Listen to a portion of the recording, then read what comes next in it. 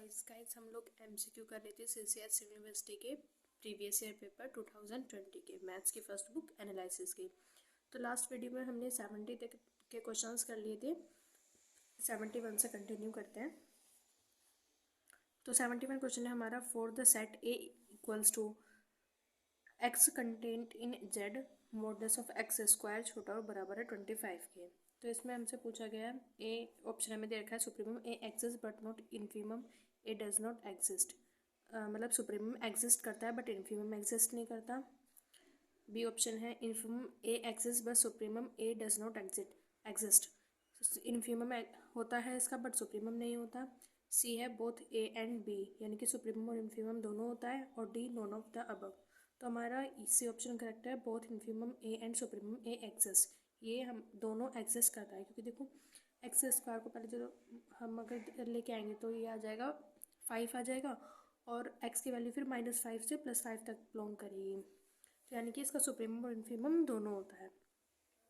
72 if A and B are non empty subset and B is bounded if A subset है B का, then A और B non empty subset हैं और B इसमें से इन दोनों सबसेट में से बी हमारा बाउंडेड है।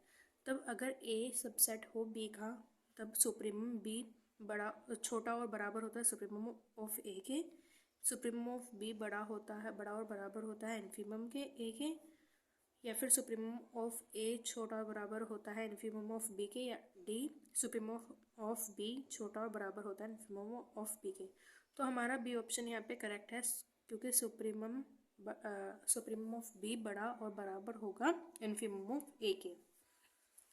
Next question 73 if function A B content in R belongs to R is a bounded function, then अगर हमारा function A B bounded function है तो इसमें ए ऑप्शन रखा है अपर लिमिट, जिसमें कि एफ माइनस है वो माइनस के अपर लिमिट के बराबर होगा। ये लोअर लिमिट का जब फंक्शन माइनस होगा तो वो माइनस के अपर लिमिट के फंक्शन के बराबर होगा। तो हमारा यही ऑप्शन सही है, याद रखना। जब यहाँ पे माइनस होगा तो यहाँ पे भी इसका माइनस अपर बाउंड में बाहर आ जाएगा। लोअर बाउंड का फंक्शन एफ वाला जब फंक्शन माइनस में होगा तो वो अपर वाले के बाहर वाले माइनस के बराबर हुआ। 74 question which is not true for function F A B content in are. इनमें से कौन सा ट्रू नहीं है, हमें बताना है। एफ कंटेंट कर रहा है आर इंटरवल ए बी में, तो modulus of F B content करेगा आर ए बी में, तो ये तो सही है।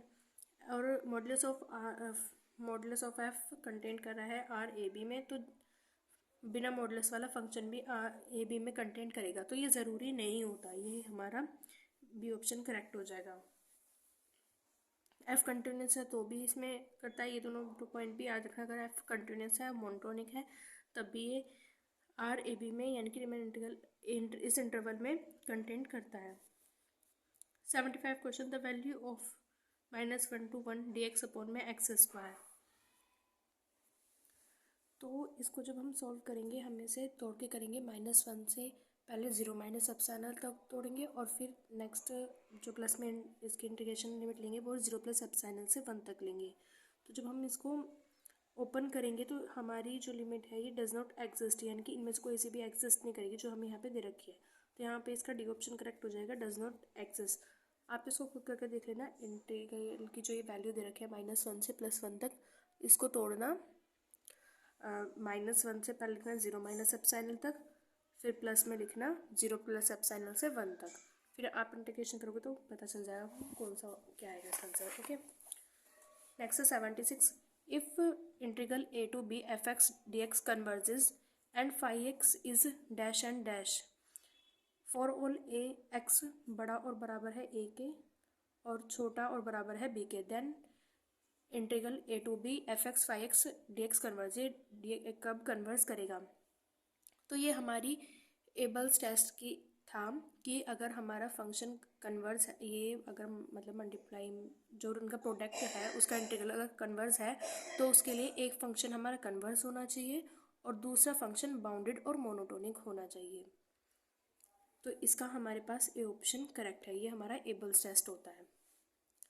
77 if z equals to R E की power i theta then z bar equals to.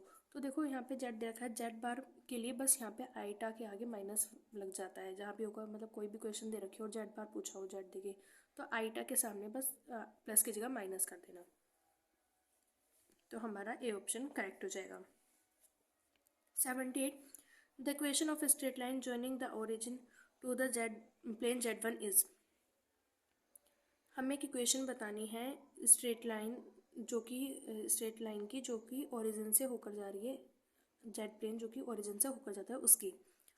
तो उसकी इक्वेशन ऑप्शन ए दे रखा है Z equals to Z1, B Z equals to minus का Z1, C Z equals to minus का T Z1 where T is real, और Z equals to T Z1। तो यार ये डी हमारा ऑप्शन सही है, ये पॉजिटिव होता है, यानी कि यहाँ पे नेगेटिव पॉजिटिव देखा है तो पॉजिटिव वाला सही होगा, और टी यहाँ पर रियल होता है।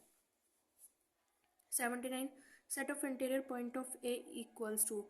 इसका इंटीरियर पॉइंट्स क्या होगा, तो इसका इंटीरियर पॉइंट का जो सेट होता है वो 5 होता है, इसमें कोई भी इंटीरियर पॉइंट नहीं होते। C option is correct. 80. The set of isolated point is called. जो सेट होता है हमारे पास आइसोलेटेड पॉइंट का, उसे हम बोलते हैं डिस्क्रीट सेट। ये अभी थोड़े टाइम पहले भी आया था, बस अब पलट के स्टेटमेंट दे दिया है। 81 question, the integral 0 to 1 x की पावर p माइनस 1 e की पावर माइनस का x dx is convergent for p छोटा और बराबर होगा 0 के, डाइवर्स करेगा जब p बड़ा और बराबर होगा 0 के, कन्वर्जेंट होगा जब p बड़ा और बराबर होगा 1 के, नॉन ऑफ दिस। तो इसका सी ऑप्शन करेक्ट है, ये कन्वर्स करेगा अगर p की वैल्यू 1 से बड़ी होगी तो। Next 82. For set A equals to 1, 1/2, 1/2 square dash dash dash which is not true. इस सेट के लिए कौन सा इनमें से स्टेटमेंट ट्रू नहीं है। A option, A is not close set, तो ये तो सही है, सॉरी ये क्लोज सेट नहीं है, ये बात सही है क्योंकि ये क्लोज सेट नहीं है, भाई हमें पता थोड़ी कि वैल्यू कहाँ तक जा रही है, तो ये स्टेटमेंट सही है, A is not close set. इसका ड्राइव्ड सेट जो होता है यानी कि इसके जो लिमिट पॉइंट होता है वो 0 होता है, तो ये स्टेटमेंट गलत है, इसका 0 नहीं होता। Is discrete set, A discrete set है, तो ये भी गलत है स्टेटमेंट। डी ऑप्शन हमारा सही हो जाएगा, B and C are true, यानी कि ये दोनों स्टेटमेंट हमारे गलत हैं। 83. Which is not true, derived set of Q equals to R, यानी कि क्यू के जो लिमिट पॉइंट का सेट होता है वो आर के बराबर होता है, ये ट्रू है। Derived set of N equals to R, इस यानी कि एन के जो नेचुरल नंबर का जो लिमिट पॉइंट का जो सेट होता है वो आर होता है, तो ये स्टेटमेंट रॉन्ग है, इसका 5 होता है, एन के कोई भी लिमिट पॉइंट नहीं होते, एग्जिस्ट नहीं करते, तो फिर ये हमारा बी करेक्ट हो जाएगा, यानी कि आर के बराबर नहीं होता, 5 के बराबर होता है ये। और डी हमें दे रखा है R minus Q, C option दे रखा है आर माइनस क्यू का जो लिमिट पॉइंट का सेट होता है वो आर के बराबर होता है, ये भी सही है। और आर का सेट भी, आर के लिमिट पॉइंट का सेट यानी कि ड्राइव्ड सेट आर ही होता है, ये भी सही है। Next 84 question, if R content in R for epsilon बड़ा 0 देयर एग्जिस्ट डेल्टा बड़ा 0 से such that x minus y छोटा है डेल्टा से, तब modulus of x f x minus f y छोटा होगा एप्सिलॉन से, देन एफ इज़ कंटिन्यूस, तब एफ कंटिन्यूस होगा। एफ इज़ यूनिफॉर्मली कंटिन्यूस तब यूनिफॉर्मली कंटिन्यूस होगा एफ फंक्शन हमारा। F is bounded, f is constant, तो हमारा फंक्शन तब यूनिफॉर्मली कंटिन्यूस होता है, यानी कि B option correct. 85. Which is not true, Z is real if Z minus Z bar equals to 0, B option Z bar is imaginary if Z plus Z bar equals to 0, C Z bar equals to Z, D Z bar plus Z bar equals to 2r e Z. तो इसमें से हमारा C option correct है, ये Z बार Z के बराबर नहीं होता है। देखो जेड, इसको याद करने का अच्छा तरीका क्या है, जब भी यहाँ पे रियल होगा तो इन दोनों के बीच माइनस आएगा, और अगर इमेजनरी आ जाए तो इन दोनों के बीच प्लस होगा, ये बात याद रखना। और अगर यहाँ पे जेड डबल बार होता तो वो जेड के बार बराबर आ जाता, क्योंकि देखो जेड अगर मान लो एक्स प्लस आईटा वाई है तो जेड बार हमारा हो जाएगा एक्स माइनस आईटा वाई, और फिर उस जेड बार का फिर से जब हम लेंगे फिर से हम एक और बार लेंगे तो माइनस की जगह वापस प्लस आ जाएगा, तो यानी कि जेड डबल बार जेड के बराबर होता है, लेकिन यहाँ पे सिंगल बार दे रखा है, तो सी ऑप्शन हमारा यहाँ पे करेक्ट हो जाएगा। The integral 0 to π/4 1/√10x dx is, ये हमसे पूछा गया है कि प्रॉपर इंटीग्रल है, improper integral of first kind का इम्प्रॉपर इंटीग्रल है, या सेकंड काइंड का इम्प्रॉपर इंटीग्रल है, ये नॉन ऑफ दिस। तो देखो प्रॉपर इंटीग्रल क्या होता है कि प्रॉपर इंटीग्रल हमारा वो होता है कि दोनों लिमिट एक तो फाइनाइट हो और दूसरा जो हमारा फंक्शन है वो बाउंडेड हो। बी और इम्प्रॉपर इंटीग्रल फर्स्ट काइंड का क्या होता है कि हमारे पास लिमिट, जो हमारे पास ये लिमिट दे रखी है, ये या तो दोनों की दोनों इनफाइनाइट हो या एक इनफाइनाइट हो एक फाइनाइट हो, मतलब कोई भी अगर एक भी इनफाइनाइट हो जाती है तो वो फर्स्ट काइंड का इम्प्रॉपर इंटीग्रल हो जाता है। तो बी ऑप्शन तो है नहीं। C option improper integral of second kind, ये सेकेंड काइंड का इम्प्रॉपर इंटीग्रल है। और सेकेंड काइंड का इम्प्रॉपर इंटीग्रल क्या होता है, जब हमारी लिमिट तो फाइनाइट हो लेकिन फंक्शन हमारा अनबाउंडेड हो। तो ये हमारा सी ऑप्शन यहाँ पे करेक्ट है। 87 the function F x is sine 1/x for all x content in r plus, यानी कि यहाँ पे x जो है ये कंटेंट कर रहा है सिर्फ पॉजिटिव रियल नंबर में से, तब हमारा फंक्शन कंटिन्यूस होगा, continuous but not uniformly continuous, continuous होगा पर यूनिफॉर्मली कंटिन्यूस नहीं होगा। तो यही ऑप्शन हमारा करेक्ट है, B option. 88 the derived set of the set A equals to 1 - v/n, n content in capital N, यानी कि यहाँ पे n नेचुरल नंबर है, तब इनमें से इसका ड्राइव सेट क्या होगा। तो देखो यहाँ पे n की जगह जब हम इन्फिनेटिव पुट करें तो 3, ये तो 0 हो जाएगा, यहाँ पे बचा 1, तो 1 ही इसका ड्राइव सेट हो जाएगा, यानी कि डी ऑप्शन इज करेक्ट। 89 तो ये क्वेश्चन यहाँ पे गलत है, यहाँ पे कुछ मिसप्रिंट था तो ये कैंसिल कर दिया था क्वेश्चन यूनिवर्सिटी ने। नेक्स्ट पे चलते हैं, लिमिट 1 + 2/n की पावर n+3। तो देखो इसको हम, इस लिमिट को हम तोड़ के लिखेंगे 1 + 2/n की पावर एक बार n में और इंटू में 1 + 2/n की पावर 3 में, यानी कि इन पावर को अलग अलग कर देंगे हम।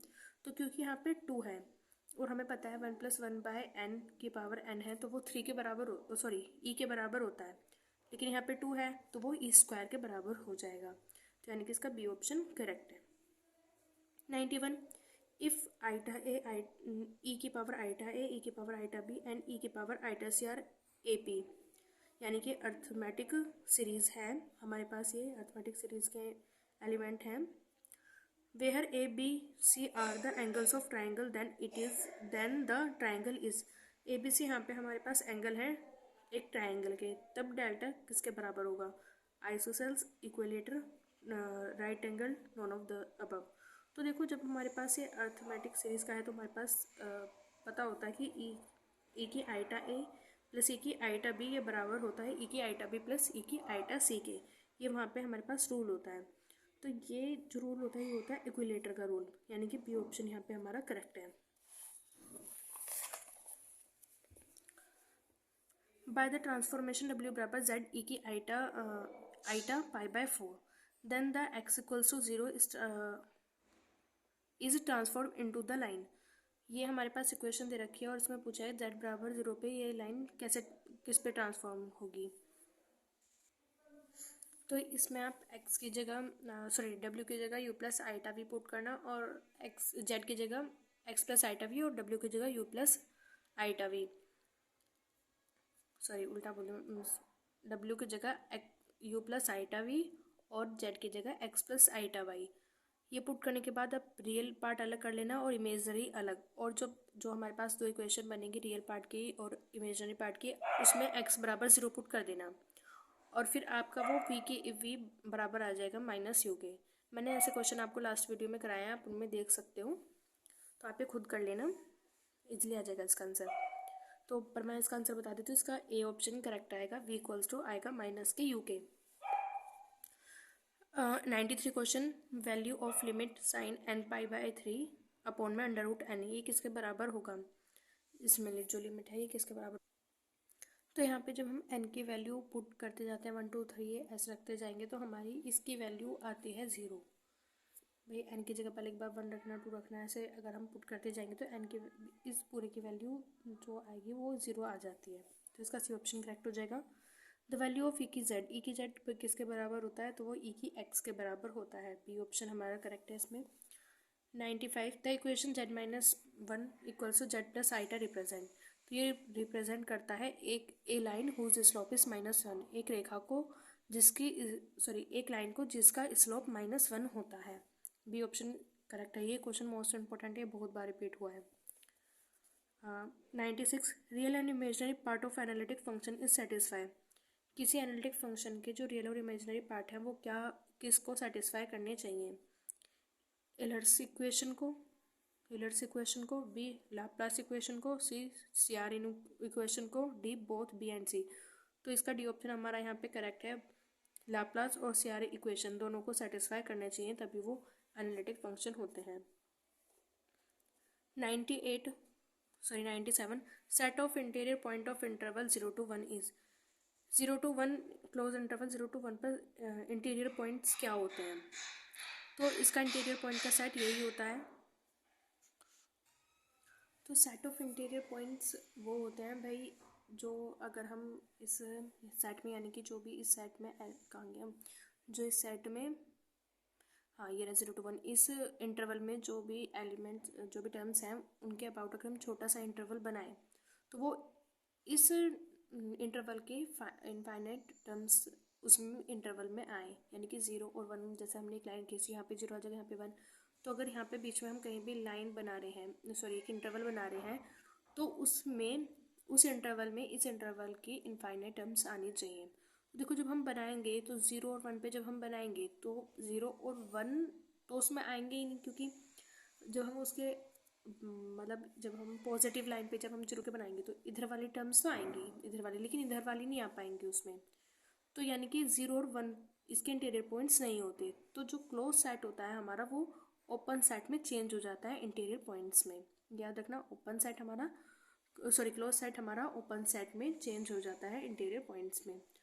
और फाइनाइट सेट जो होता है, जैसे कि हम ये वाला ब्रैकेट वाला जो लेते हैं हम, तो ये वाले ब्रैकेट में जितने भी एलिमेंट होते हैं उनका भी ये इंटीरियर पॉइंट्स का जो सेट होता है वो एम्प्टी होता है, ये भी याद रखना। तो इसका यहाँ पे सी ऑप्शन करेक्ट है, क्योंकि क्लोज इंटरवल हमारा ओपन इंटरवल में चेंज हो जाता है। सी ऑप्शन यहाँ पे करेक्ट होगा। Imaginary part of the analytic function whose real part is tan inverse y by x। इसमें बताना है कि इमेजिनरी हमें एक एनालिटिक फंक्शन है कोई, उसका रियल पार्ट हमें दे रखा है और उसमें इमेजिनरी पार्ट पूछा है, तो उसका ये ऑप्शन हमारा करेक्ट हो जाएगा, ए, ये वाला उसका इमेजिनरी पार्ट आएगा। 99 if A B are set and A content in A, B content in B, A बड़ा है ए छोटा है बी से, देन एल यू बी क्या होता है पहले देखते हैं। Lowest upper bound, L U B की फुल फॉर्म होती है लोएस्ट अपर बाउंड, यानी कि सबसे छोटी जो अपर बाउंड की जो सबसे छोटी डिजिट होती है वो एक तरह से सुप्रीमम ही होता है ये। और जीएलबी यानी कि ग्रेटेस्ट लोअर बाउंड, यानी कि इन्फीमम। बस उसको बताने का दूसरा तरीका है कि सुप्रीमम को एलयूबी भी बोल सकते हैं और इन्फीमम को जीएलबी भी। जीएलबी ग्रेटेस्ट लोअर बाउंड और एलयूबी लोएस्ट अपर बाउंड। तो यहाँ पे हमारा ए ऑप्शन ही करेक्ट होगा। हमारा जो सुप्रीमम होता है ए का जो सुप्रीमम होगा वो छोटा और बराबर होगा इन्फीमम ऑफ बी के। Next question, empty set phi is. जो एम्प्टी सेट फाई होता है वो क्लोज होता है, ओपन होता है, क्लोज एंड ओपन बोथ होता है, नाइदर ओपन नॉर क्लोज। तो ये याद रखना, हमारा जो एम्प्टी सेट फाई होता है वो क्लोज और ओपन दोनों होता है। इसके साथ साथ एक चीज़ और याद रखना, जो हमारा ये सेट होता है फाई के साथ साथ जो दूसरा सेट है वो आर होता है, यानी कि आर और फाई ये दोनों ही सिर्फ एक ऐसे सेट हैं जो कि ओपन भी होते हैं और क्लोज भी होते हैं। ये बात आप याद रखना, नोट कर लेना। एंड आर भी यानी कि रियल नंबर का जो सेट होता है वो, और एक फाई, ये दोनों सेट ही क्लोज और ओपन दोनों होते हैं। तो एक क्वेश्चन हमारा लास्ट वीडियो में रह गया था जो हमें करना था, 54 क्वेश्चन। तो इसे और देख लेते हैं 54 क्वेश्चन को।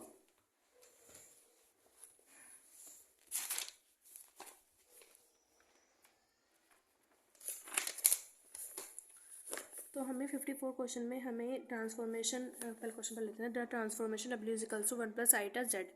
हमें ट्रांसफॉर्मेशन बतानी है इसकी। ये ट्रांसफॉर्मेशन हमें दे रखी है और हमें इसमें बताना है ए रोटेशन थ्रू एंगल 45 की, इसका जो रोटेशन एंगल है वो 45 होता है।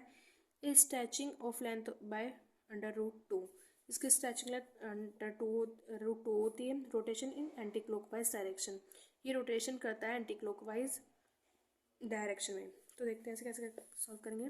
W इक्वल्स टू 1 + i/z, ये हमें क्वेश्चन दे रखी है। तो W की जगह हम पुट करेंगे q + i/v, और इसको देखो जब हम इसको सॉल्व करेंगे तो वो √2 आएगा, क्योंकि देखो यहाँ पे है ये फॉर्म है x + i/y की फॉर्म में है, तो वो बराबर होता है हमारा √(x² + y²। और जब यहाँ पे हम √(x² + y² करेंगे तो यहाँ पे x की वैल्यू भी 1 है और y की भी, तो 1 का स्क्वायर + 1 का स्क्वायर 2 हो जाएगा, तो यानी कि √2 यहाँ पे वैल्यू आ जाएगी। और देखो जब हम इसे कॉस के फॉर्म में लिखेंगे तो क्या आएगा यहाँ पे, कॉस